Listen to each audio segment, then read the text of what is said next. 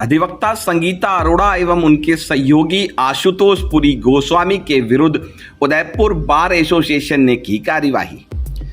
अधिवक्ता संगीता अरोड़ा के विरुद्ध विधिक कार्रवाई हेतु कार्यालय जिला पुलिस अधीक्षक के समक्ष परिवाद प्रस्तुत किया गया। अधिवक्ता संगीता अरोड़ा एवं उनके सहयोगी आशुतोष पुरी गोस्वामी की बार संघ उदयपुर की सदस्यता भी समाप्त की गई।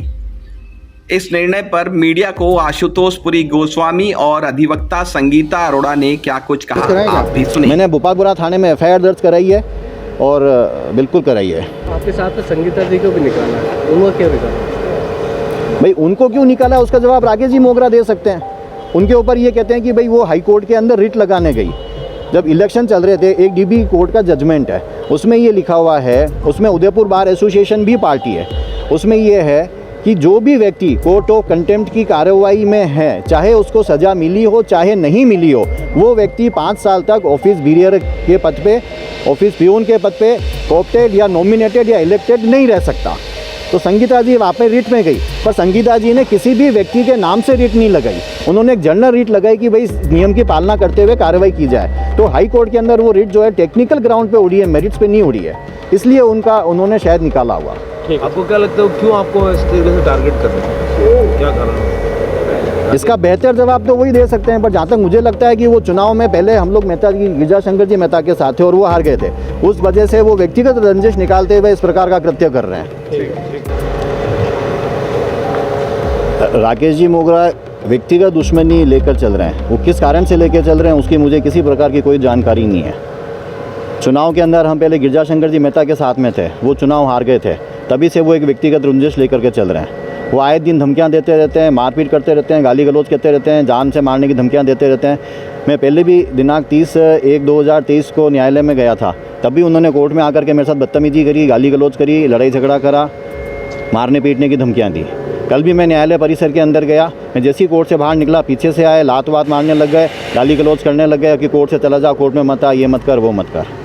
परसों दिनांक को इन्होंने एक झूठा मुकदमा दर्ज कराया। मैं न्यायालय परिसर में गया ही नहीं था, मैं मेरे घर पे बैठा था।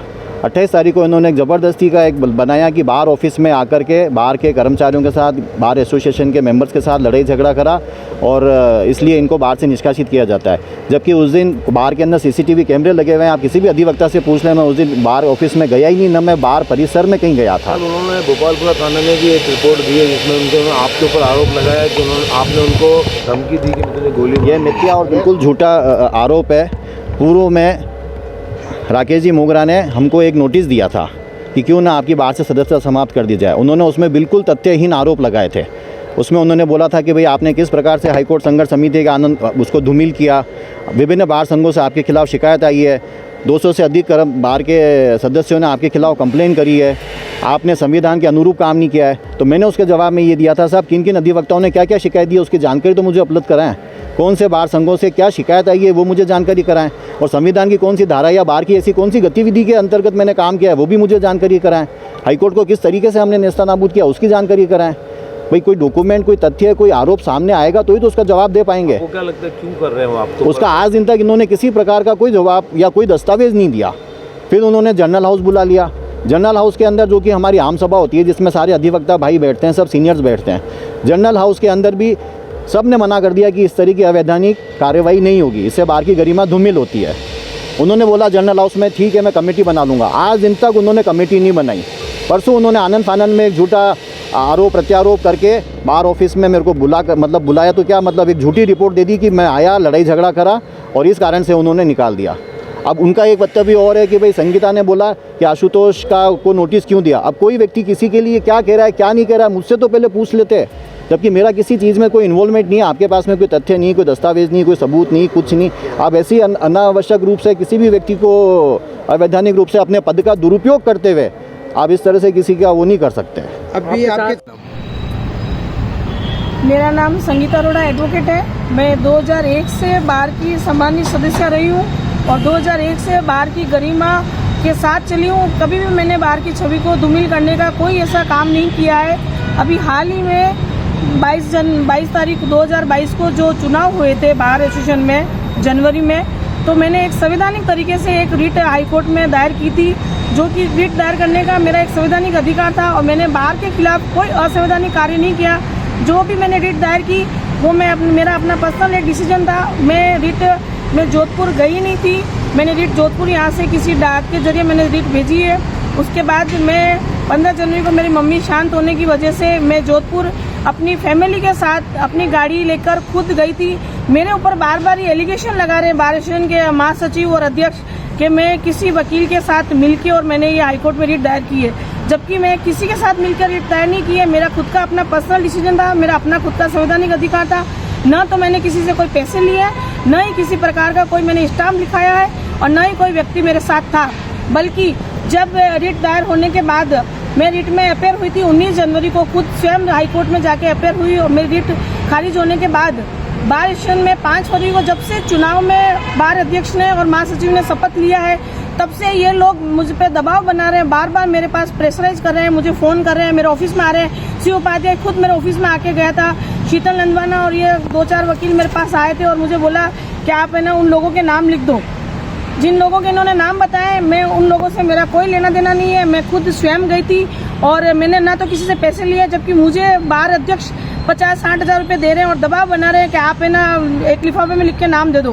5 फरवरी को भी इन्होंने ऐसा दबाव बनाया।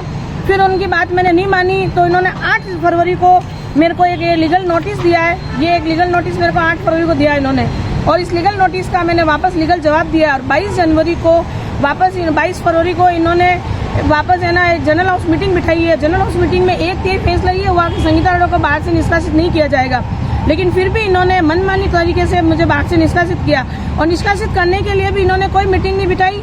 मैं नियम अनुसार जो कि 31 मार्च लास्ट डेट होती है बार एसोसिएशन की फीस जमा करने की, मैं 28 तारीख को बार में अपनी फीस जमा करने गई थी।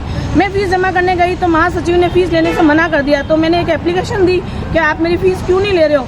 तो बार एसोसिएशन के महासचिव ने मेरी फीस मेरे प्रार्थना पत्र को फाड़ दिया। उसके बाद 20-25 लोग मुझे मारने आए और उसके बाद मुझे बार एसोसिएशन से नीचे जाने को बोला और कोर्ट परमिशन में भी मुझे आने के लिए धमकियां दी जा रही है। बराबर मेरे को प्रेशराइज किया जा रहा है कि आप है ना उन गिने चुने लोगों के नाम बताओ। अब उसके बाद इस पूरे मामले की जानकारी जब न्यूज़ 27 ने उदयपुर बार एसोसिएशन के महासचिव शिव कुमार उपाध्याय से ली तो उन्होंने क्या कुछ कहा, आप भी सुने। जी बताइए, किस तरह का मामला, ये मामला बढ़ता जा रहा है और अब ये रिट की लड़ाई ना होकर, अधिवक्ता के हित की लड़ाई ना होकर एक निजी लड़ाई का रूप लेती जा रही है, इस पर आपका क्या कहना है? मैं शिव कुमार उपाध्याय, महासचिव बार एसोसिएशन उदयपुर। सबसे पहले तो मैं आपको ये बता दूं कि बार एसोसिएशन उदयपुर किसी से भी व्यक्तिगत द्वेषता नहीं रखता है।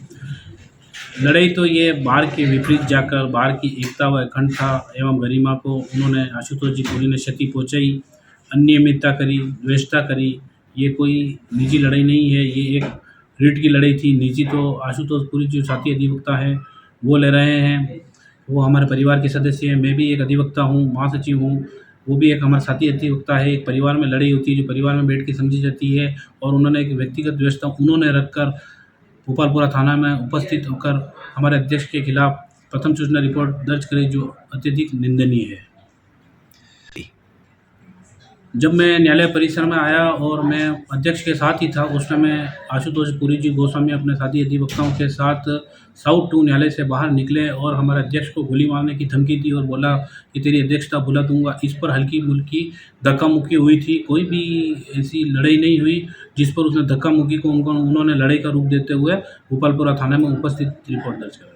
इसमें एक महिला का नाम आ रहा है, संगीता अरोड़ा। बार बार वो ये कह रही हैं कि ये लोग मेरे से निजी द्वेषता निकाल रहे हैं, इस पर आपका क्या कहना है?